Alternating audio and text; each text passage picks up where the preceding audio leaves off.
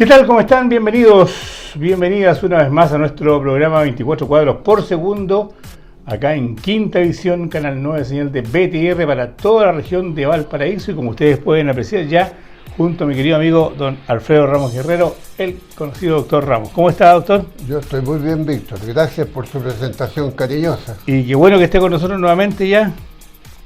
Eso es importante. Hace años que venimos desarrollando esporádicamente algunas... Hace años que estamos juntos en los medios. Estamos hablando de los años 90, al principio de los 90, pero bueno, eso es para contarlo en otra ocasión. Doctor, vamos a hacer un breve alto y ya comenzamos con nuestro programa. ¿Le parece? Me parece.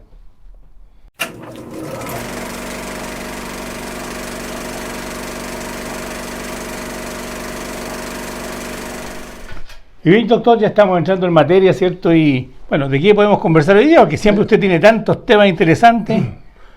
Mira, creo que sería interesante que conversáramos en relación con el cine de terror. El cine de terror es una de las variantes del cine que son muy interesantes porque ha trascendido, y en este sentido el cine le ha tendido la mano a la literatura, y la literatura, a su vez, con sus personajes, ha contribuido al acervo del cine, de tal manera que eso es muy importante.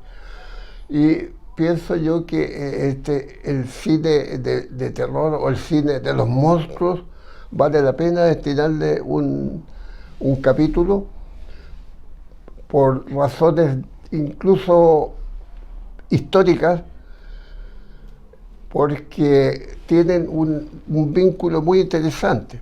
Por ejemplo, si hablamos nosotros de Frankenstein está basado en una novela, ¿cierto? Una novela de una escritora. Voy a permitirme algunos instantes en desarrollar este tema. Esta novelista es a comienzos del siglo XIX, 1800 y tanto, cuando las mujeres tenían un papel muy secundario en esto, prácticamente no eran consideradas. Sin embargo, ella resplandece en la literatura inglesa, y principalmente por sus vinculaciones familiares con personajes intelectuales. No era frecuente esto porque en esa época, y han cambiado mucho las cosas para bien, en esa época las mujeres estaban destinadas a la casa o a la cocina o a la crianza de los niños, y nada más, incluso no tenían acceso a las escuelas. Bueno, todavía quedan de esas cosas. O sea, no a la escuela, doctor, sino que a la educación. A la educación. O sea, a ver, si se aprendía a leer, a escribir y a las 4 operaciones básicas como para contar las ovejas que iban pasando, estábamos bien. Efectivamente. Bueno, algo de eso queda en el siglo XXI, en países especialmente musulmanes, donde existen los talibanes y existe una cultura de poco respeto por las mujeres, lo que yo creo que eso se tiene que ir modificando y eliminando. Bueno, ¿qué pasa con Mary Shelley?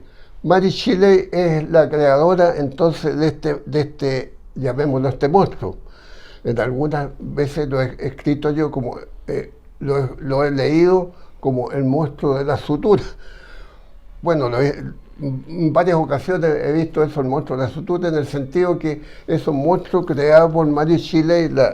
Se imaginó un monstruo en que era en base a, llamémoslo, piezas del cuerpo humano. Pero fíjese, doctor, que yo no lo llamaría monstruo.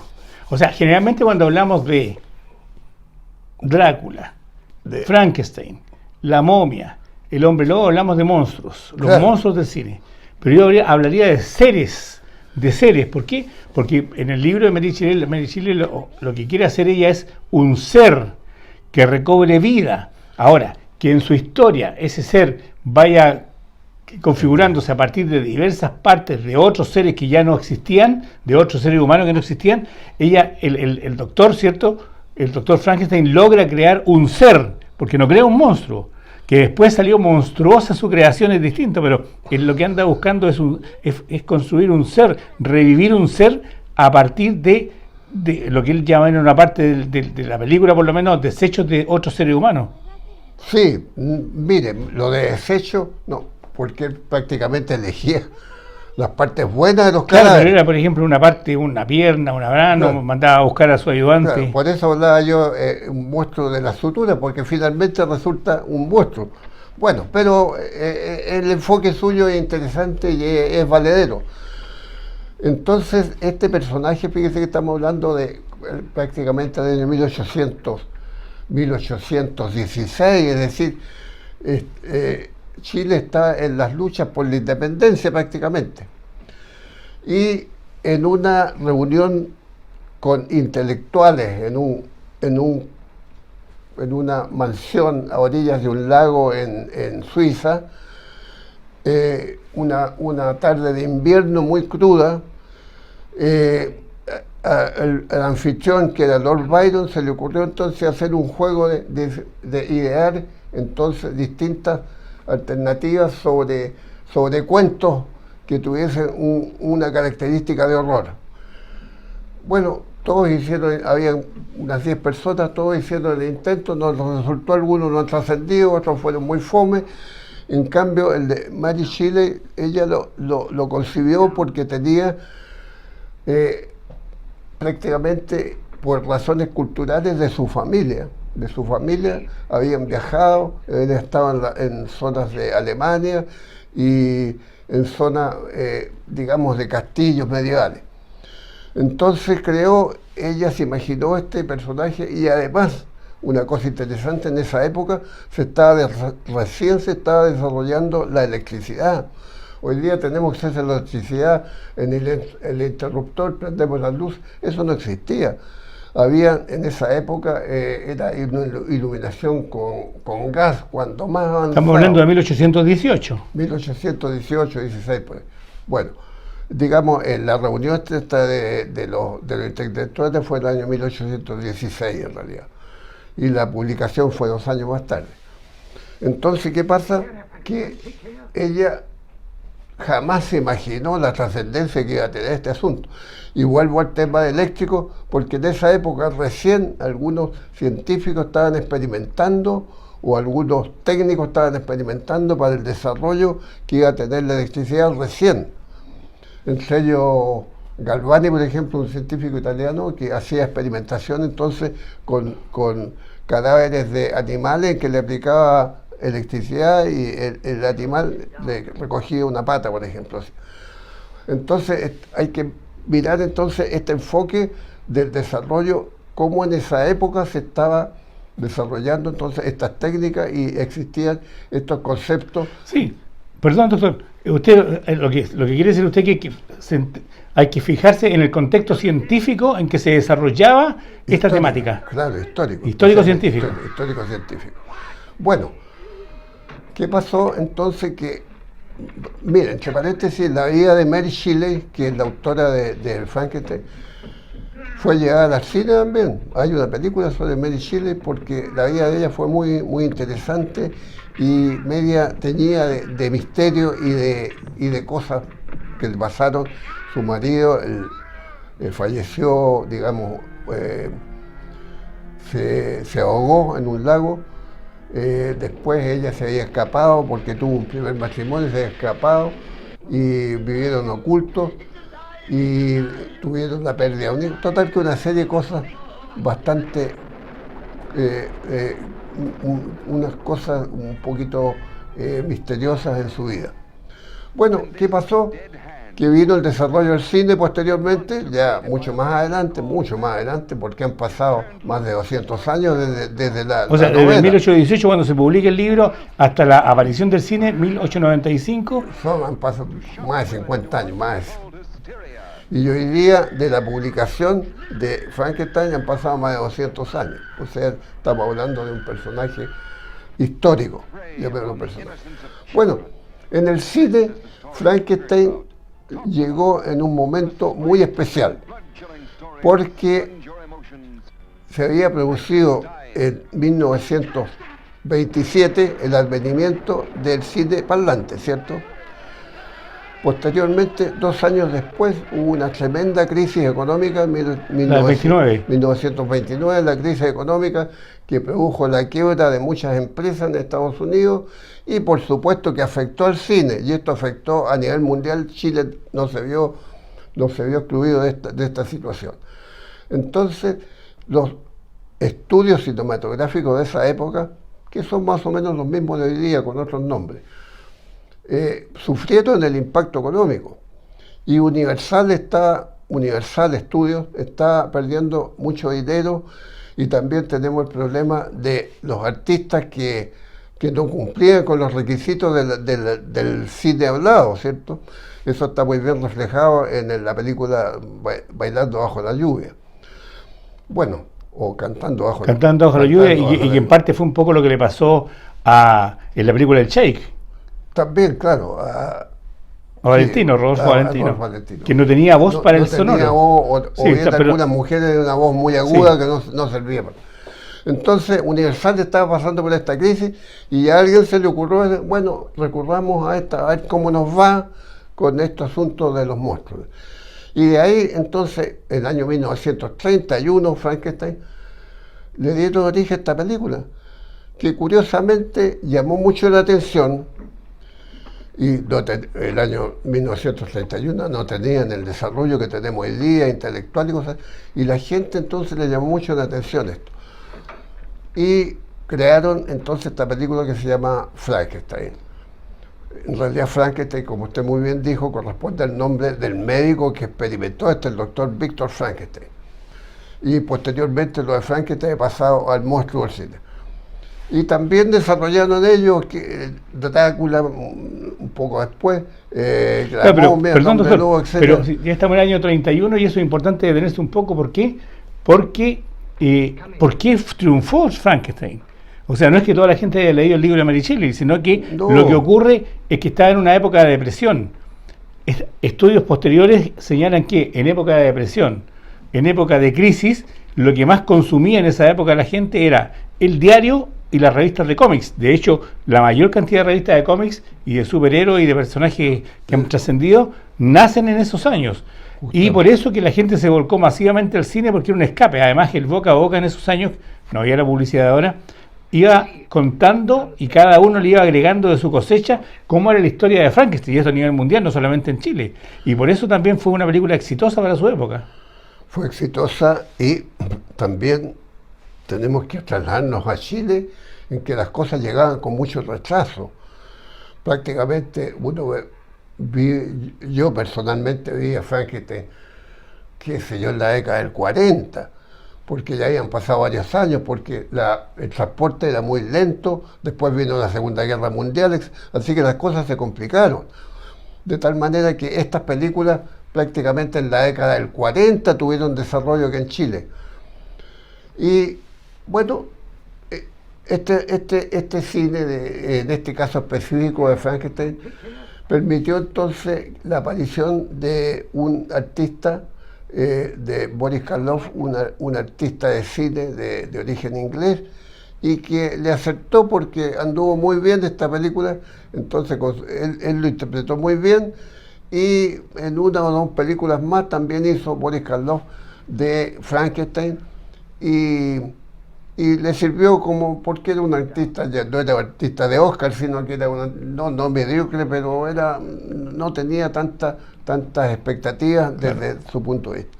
Eso es lo que ha pasado más o menos con la película de Freud. Pero aquí hay que detenerse más, doctor, no hilando fino, pero detenerse yo vuelvo, insisto, en los años, estamos hablando de la década del 30.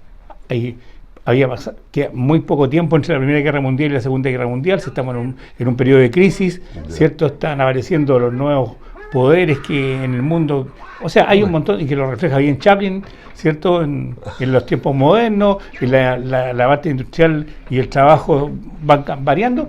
Entonces había un tema cultural, y ese tema cultural que veía la gente de esa época, que venía un mundo de cambios, también contribuye al desarrollo y al éxito de Frankenstein, porque esa falta de cultura, podríamos llamarlo, de poca educación que decía usted, se va dando además en que usted está viendo en la pantalla cosas que eran inimaginables. No todo el mundo tenía acceso al libro a leer. Entonces, cuando usted ve que un médico como el doctor Víctor Frankenstein crea a un ser a partir de varios seres que ya no existían, y que este ser puede salir, caminar, y que asustaba a la audiencia en esa época, según las crónicas de esos años, Sí, lo asustaban. bastante. ¿Ya?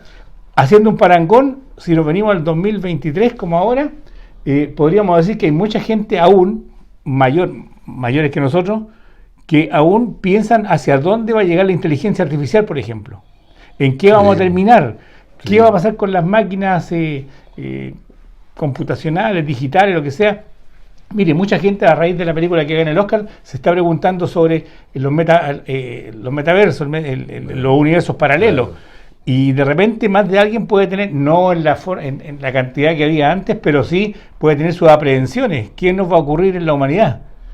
Poniéndonos en el 23.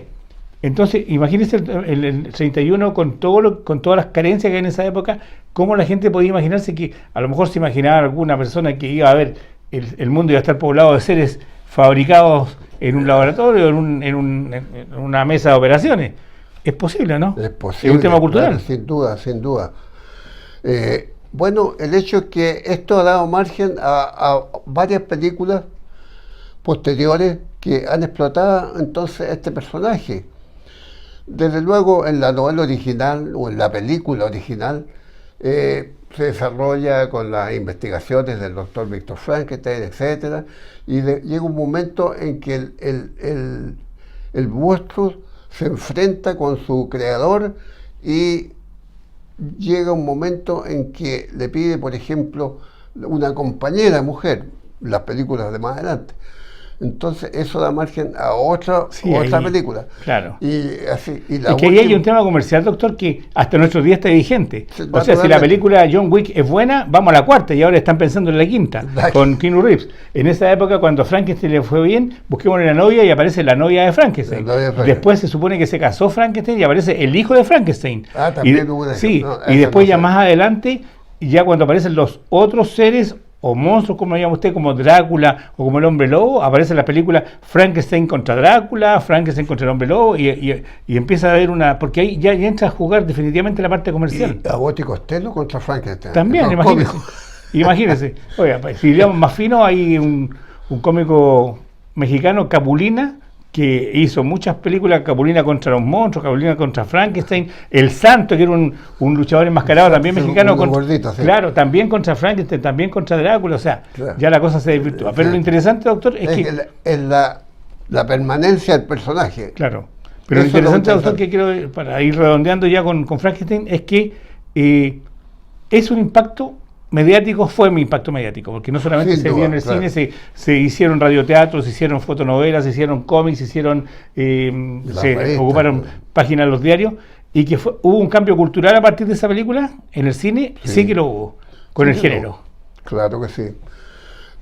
Bueno, yo creo que de Frankenstein se habla y se seguirá hablando, yo creo, y hubieron varias películas, algunas de ellas las vi yo, por ejemplo, unas muy modernas, en colores muy bonitos, pero donde Frankenstein, por ejemplo, va en unas zonas geográficas muy remotas que están cubiertas, unas laderas de montaña cubiertas de hielo donde no se ve absolutamente ningún verde de arbolito, nada, sino que unas estepas, puro hielo, y caminando Frankenstein a través de lo que es bastante alejado de lo que pensaba la autora. Es decir, bueno, eso le da la razón a lo que usted dice. Ya está el guionista, está el director Wallace, que también, incluso Wallace le cambia hasta el nombre de la película. El doctor no se llama Víctor, se llama Henry. Sí, y después lo arreglaron, pero...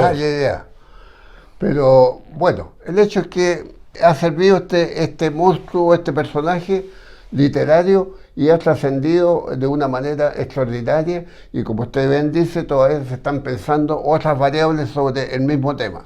Así es, pues bueno, hemos hablado en esta primera parte de Frankenstein. Hacemos un breve alto y ya volvemos para seguir con el doctor Alfredo Ramos Guerrero en este día con, él le llama monstruo, le digo seres extraordinarios.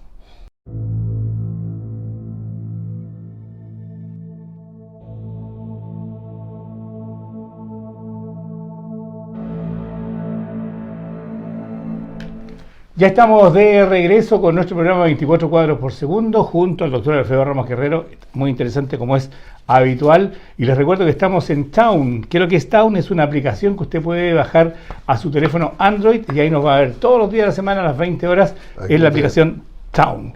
Y él se está preparando porque aquí tiene, vamos a mostrar esto por acá, la imagen más, no sé si se ve, ahí lo vamos a mostrar a la cámara, que es Drácula. Y Bela Lugosi, un ícono del cine de terror, ¿cierto? Claro. Y un hombre que internalizó tanto su personaje que terminó convirtiéndose en un ente que se creía Drácula hasta el día de su muerte. Hasta el día de su muerte, efectivamente. Mira, Drácula es otro personaje de ficción que ha pasado por el cine, dejando bastantes recuerdos y que ha permitido el desarrollo de bastantes variables acerca del mismo tema. Bueno, Drácula nace en la mentalidad de Bram Stoker, que fue un novelista, llamémoslo, no muy popular, pero sin embargo le acertó con este asunto de Drácula. Bram Stoker no sería popular en su época, pero que trascendió. Sin duda, claro, sin duda. ¿Y qué pasó con él? En pocas palabras, tuvo una infancia y una adolescencia débil y estuvo bastante tiempo en silla de ruedas, de tal manera que su madre, que era una persona intelectualmente más desarrollada, tenía muchos conocimientos de estos temas sobre Europa más oriental, lado de Rumania, Polonia, etcétera, los Cárpatos. Entonces ella conocía muchas leyendas y le contaba a su hijo que estaba limitado en los movimientos. De tal manera que de esa manera este joven fue elucubrando este asunto de Drácula y basado también en los conceptos históricos en Rumania de algunos déspotas que habían en el siglo XV habían hecho mucho daño y habían matado a mucha gente. Claro, había uno que era un empalador. Empalador, era Vlad el Empalador. Claro, eso lo conoce como el Empalador. Y lo de Drácula, la palabra Drácula, viene más bien de dragón, como hijo de dragón en algunas palabras del centro de Europa, de los idiomas de esa época. De tal manera que él desarrolló esto y sin imaginar nunca la trascendencia que iban a tener este personaje. ¿Cuándo se iba a imaginar que estamos hablando en el siglo XXI de un personaje creado por él? Sí, pero también hay un secuencia que comenta, y la historia de la literatura lo dice, que Bram Stoker se habría inspirado también, pudo haberse inspirado en una mujer, en una condesa, que era la condesa Elizabeth Bathory. Yeah. Que también era una mujer que le gustaba la sangre, que era sanguinaria, más o menos símil a Vlad el Empalador. Bueno, eso de la mujer no sé, pero realmente este Drácula es un personaje, el conde Drácula, un personaje misterioso que vive en un castillo, ¿cierto?, en Transilvania. Hoy día Transilvania forma parte de Rumania, y donde la gente del pueblo cercano no se atrevía mucho a ir a este castillo del conde porque era un hombre muy misterioso y tenía fama entonces de tratar de morder a la gente o picarla, como decirle, y tratarle se contaban muchas historias de él.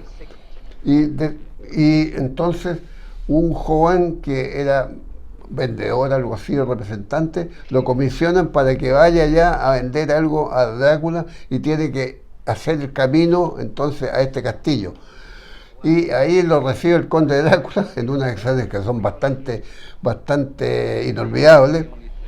Y se desarrolla entonces, llega un momento en que accidentalmente se le sale una gota de sangre de sus dedos y Drácula inmediatamente se fija en la sangre y ahí está muy bien captada por el cine, como un interés por este asunto. Y tiene que dormir en el castillo y ve en la noche que se acerca el conde ahí, tratar de acercarlo y morderle del cuello. De esa manera, entonces se va desarrollando este personaje sanguinario que tiene muchas variables que usted los relata muy bien, en el sentido de que ha dado margen para múltiples interpretaciones de estas películas de Drácula. Drácula mismo es un personaje que ha trascendido tal vez más que Frankenstein hasta nuestros días, porque si pensamos un poquito en lo que está pasando en este siglo XXI, cuando hay un Halloween o hay una fiesta de disfraces, ¿a quién recurre la gente? A Drácula, porque es más fácil de interpretar. Es un hombre que tiene el pelo apegado al cráneo, traje negro, unos caninos, como decimos los dentistas, o colmillos más desarrollados, y una cara empolvada blanca. Eso es más fácil, de tal manera que en el siglo XXI está presente Drácula y bastante entre los niños, y se conoce, y quien habla de Drácula sabe inmediatamente de qué se trata. Lo que dice usted es tan cierto, doctor, que estamos, como ya lo he repetido 2 veces el siglo XXI, que hasta las películas infantiles tienen que ver con Drácula. Porque, sin duda, porque claro. tenemos estas películas de animación, ¿cierto? Donde aparecen personajes con capa negra. Transilvania, donde aparece toda la familia vampiro, y que llaman la número 3 o 4, si no me equivoco, y los niños copan la sala para ir a verla. Claro. Y además los pobres vampiros, llamémoslos los pobres animales, han sido perseguidos a causa de estas películas. Pero doctor, y antes de que estos animales son necesarios para el ecosistema. Sí, hay algo que no podemos dejar de mencionar, que antes de este Drácula de Bela Lugosi, el vampirismo ya se había representado en el cine. Sí. La primera película que se tenga conocimiento en el cine data de 1896. 1896 se llama La Casa del Diablo. Mire, estamos viendo imágenes de la película, porque teníamos imágenes de la película, ahí estamos viendo eso, y esa es la primera. Y además que lo interesante de esta Casa del Diablo, que es una película francesa que dura 12 minutos, son los efectos especiales. Usted puede ver ahí, doctor, con lo que está pasando, y realmente es interesante. Sí, dígame nomás. En la fecha, porque recién el cine ha sido creado en 1895, la Claro, sí. cinematografía. Sí, fue y usted me está hablando un año después. Un año después. Yo creo que... No, sí. Un año después, doctor, 1896, que eso es lo curioso. Ya. Recordemos que cuando, o sea, mira, aquí conviene para hacer nuestro programa entero, doctor, porque el cine, claro, todos convenimos que el 28 de diciembre de 1895, en el Salón India, en París, se da la primera película, Obreras saliendo de la estación, y el tren llegando a la estación, y Obreras saliendo de la fábrica, y el tren llegando a la estación.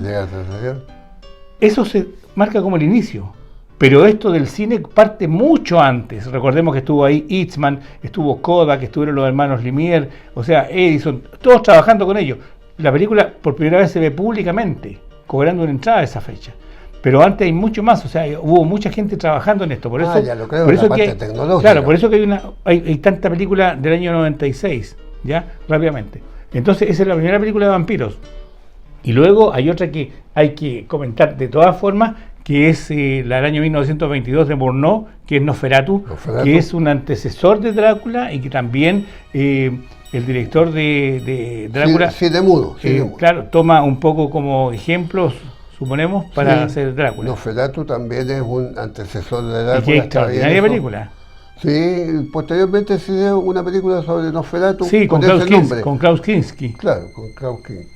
Bueno, ese es el tema de Drácula y la trascendencia que ha tenido, y prácticamente hasta nuestros días. Entonces es un personaje literario llevado al cine y que ha trascendido y que es conocido mundialmente, y cuyo autor no se imaginó jamás esta trascendencia que iba a tener. Pero así como hablábamos en el bloque anterior de Frankenstein con el tema cultural, Drácula también deja de manifiesto un tema cultural, porque la historia de Drácula llevada a la pantalla, estamos hablando del año 32, también hace que en el espectador afloren sus miedos, todos sus miedos internos, esos miedos que no dice, que no cuenta, pero que cuando lo vio reflejado en la pantalla, sí pudo haberse sentido reflejado, o pudo haberse sentido tocado. Y eso también es importante como desde el punto de vista psicológico de la película. Sin duda, y ya que estamos hablando de esta temática del año 30 y un poco más adelante, vale la pena unas palabras acerca de La Momia, que fue interpretada en varias ocasiones por un norteamericano, Lon Chaney. Sí. Pero doctor, le propongo algo, porque usted sabe que el tiempo se acaba rápido. Le propongo que hay dos series que no ha comentado últimamente, hace mucho tiempo, Ya. que son La Momia y El Hombre Lobo, que son tan importantes para el cine de terror Perfecto. como Drácula y Frankenstein. Y podemos hacer algo de eso. Le dejo el reto para que en un próximo capítulo hable de ellos dos solamente. Conforme, ¿Le parece? usted me está desafiando y vamos a tratar de prepararnos en ese aspecto en La Momia y en El Hombre Lobo, como dice usted. Y también está de esa época El Hombre Invisible. Sí. Y está el Dr. Jekyll y Mr. Hyde. Sí, pero ya, bueno, tiene dos problemas más, ¿se da cuenta? Y Ya. está, qué sé yo, Sí, está también El Fantasma de la Ópera. Sí, pero ya estamos hablando Es de de los 1200 sí, años. Y sí, de la pero estamos Universal, hablando de otro la tipo misma de Universal. otro tipo de terror. Estamos hablando de cine. ¿Ya? Bueno, Pero bueno, el próximo, el Hombre Lobo y la Momia. no piensa usted, Víctor, que nuestros televidentes se van a aburrir con estos temas. Mire, el otro día tengo una experiencia, un amigo nuestro que siempre nos ve, Boris Sí. Díaz, le conté a Manuel Escobar, le dije, oye, y a Rodolfo Mon, capaz que se estén aburriendo con lo que estamos hablando, que hablamos de los carteles de cine la semana pasada. Ya. Y él me dice, oye, fue súper entretenido, después me lo dijeron igual, escribieron mail que estaba entretenido. Qué bueno. Espero que a la gente le guste. Qué bueno, Víctor, qué bueno. Doctor, un agrado estar con usted nuevamente. Muchas gracias, Como es Víctor. habitual, ya tenemos un compromiso, Ya. esperamos que sea luego, y nos Así vemos en un espero próximo yo. programa. Gracias. Que esté muy bien.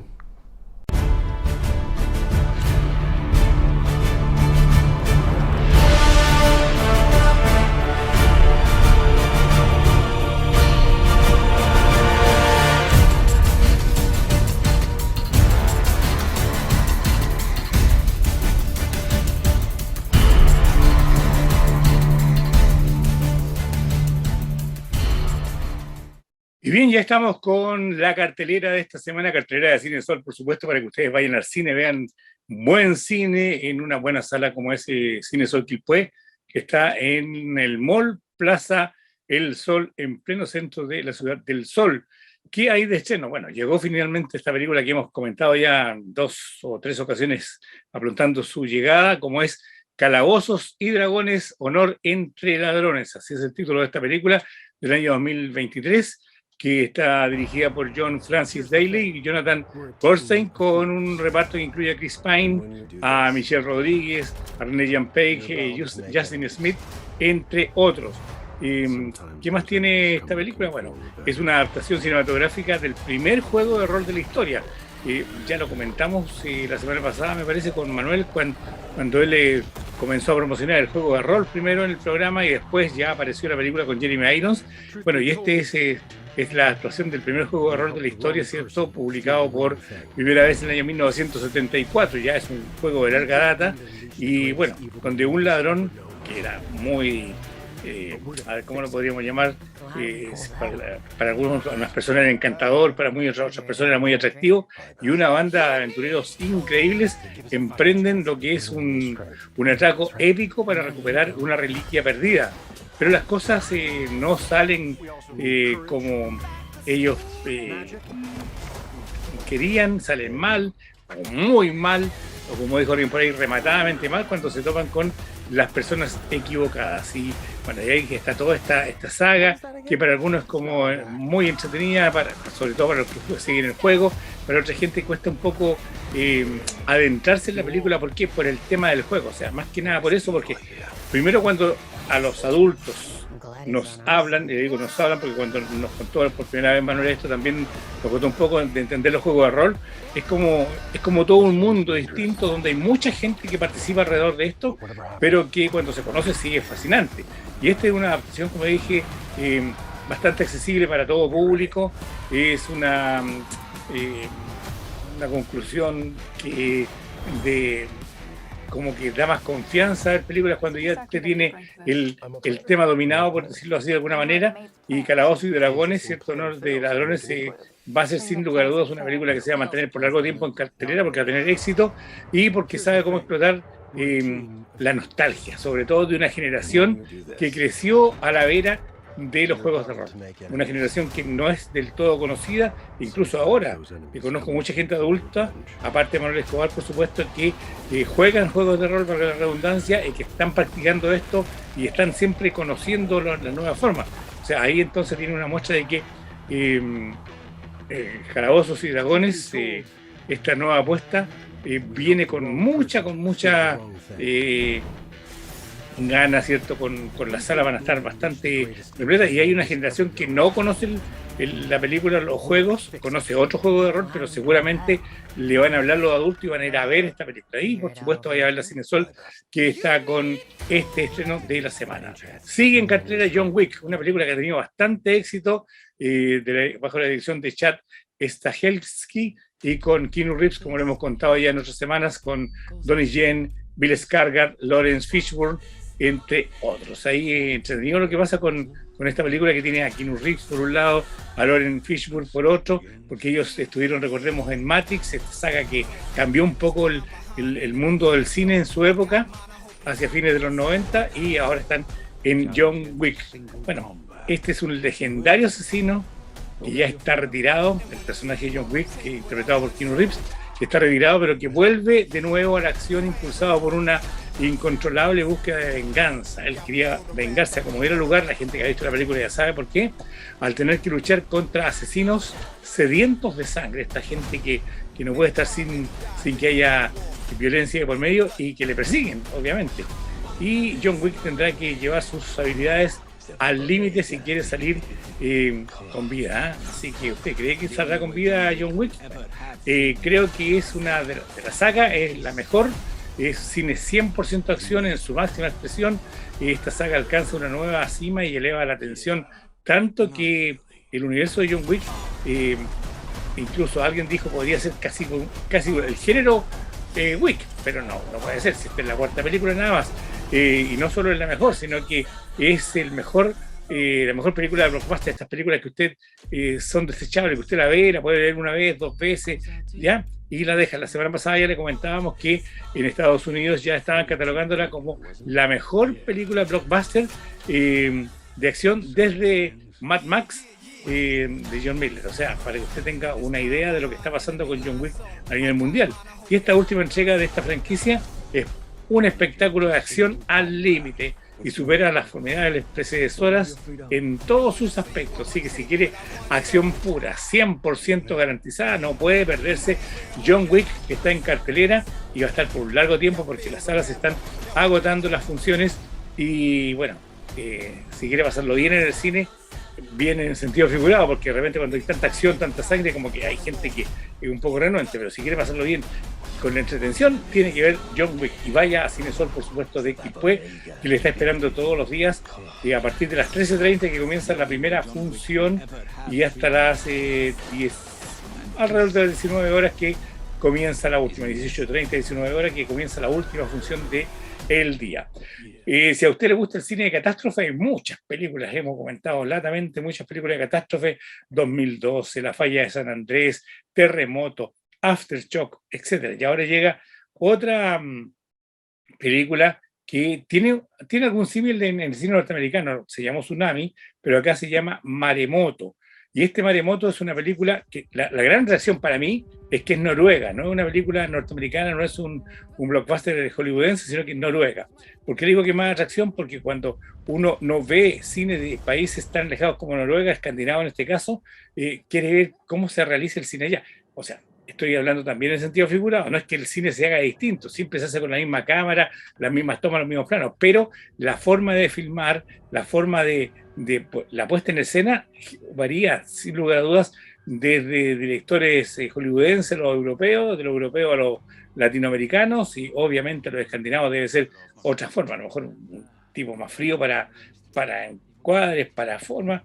No le voy a contar quiénes son los protagonistas, porque en noruego no es fácil y tienen muchas consonantes, así que no le cuento, además que no conocemos los actores noruegos por estos lados, pero sí al director, que es John Andreas Andersen.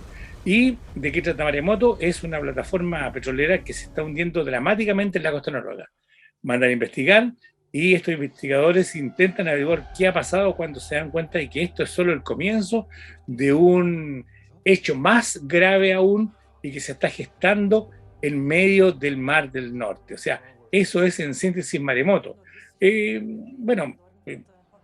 Una película que para algunos va a ser bastante atractiva, lo va a tener al borde de la silla, de la butaca en este caso, pero otros van a van a estar así un poco defraudados. Si usted espera mucha acción, sí la hay, pero no va a ser una acción tipo Roland Emmerich, aunque ya los estándares son más o menos similares, pero no es así como no sé, por la batalla naval o como los Transformers, que usted ve tras batalla, no. O sea, aquí más moderado el cine noruego. Sigue en cartelera también Shazam, La furia de los dioses, dirigida por David Sandberg y con Zachary Levi, Helen Mirren, Lucy Liu, Rachel Zegler, Jack Dylan Glazer, entre otros. Jimon Honsu, que ya lo comentamos algún día de estos, que está de vuelta en el cine, que ha hecho muy buenas películas, ¿cierto? Y bueno, aquí Bill Batson y sus compañeros adoptados han recibido los poderes de los dioses, pero aún están aprendiendo a compaginar sus vidas de adolescentes con sus alter egos superhéroes. Pero cuando las hijas de Atlas, un vengativo trío de antiguos dioses, llegan a la Tierra en busca de la magia que les robaron hace mucho tiempo, Bill, o sea, Shazam en este caso, y su familia se ven envueltos en una batalla por sus superpoderes, sus vidas y sus destinos en el mundo. ¿Qué va a pasar? Bueno, eso tiene que ir a verlo usted al cine y vaya a Cinesol a ver qué pasa con Shazam, que aunque no es una película vertiginosa en diversión como la primera, por ejemplo, el humor y los héroes son más humanos y siguen siendo virtudes de un género que ya está como muy manoseado, muy rebuscado, superhéroes por todo y ahora. Bueno, aquí hay un superhéroe más terrenal y podrá gustarle o no gustarle, pero es una película distinta, diferente. Y aunque parezca increíble, aún sigue en cartelera o en jerga cinematográfica, sigue pegada en la pantalla El gato con botas, El último deseo,